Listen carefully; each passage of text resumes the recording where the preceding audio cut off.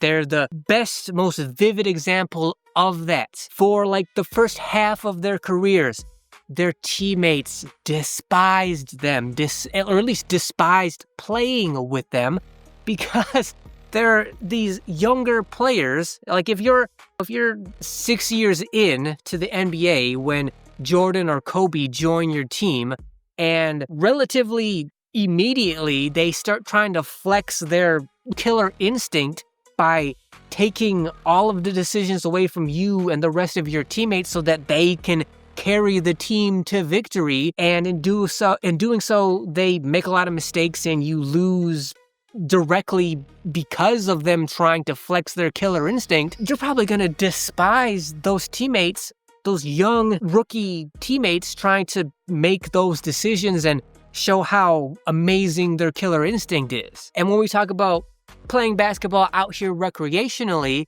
a lot of us do it for a big reason being reputation, trying to build your reputation around your city, your town, your neighborhood, or at least your park. Reputation can have a lot of why players play recreational basketball. And if you're a newer, younger player and you're trying to flex being a killer instinct kind of player, and you're still like in the first half of your recreational career, you're just going to make so many mistakes.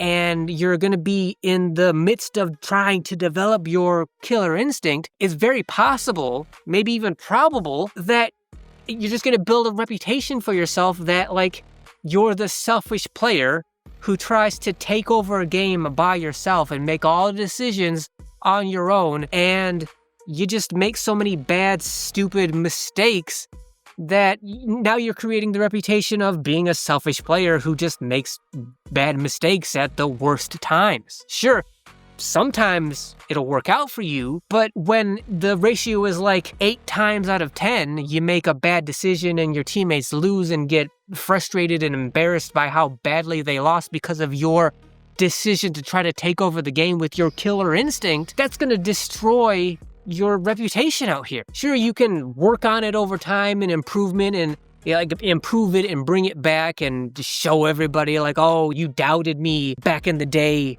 when I was first trying to learn how to do this, but like now I have a much better understanding. But like that's all good. It's just going to take a long time, and like you building this terrible reputation and then having to tear it back down and build it back. And like it's just going to take a whole lot of time and a whole lot of effort, which is fine, but do you really want to go through that? And that's going to be up to you to decide, like, is it important for you and your game and your personality to go through that and try to build having a killer instinct into your game or not? Let's end by talking about how you can go about developing a killer instinct if you decide that you are going to put the time and effort into trying to incorporate it into your game. This is one of the many topics where I have to say I can't give any specifics about how to train this because I don't know you and I don't know your game. I don't know your goals. I don't know your strengths or weaknesses.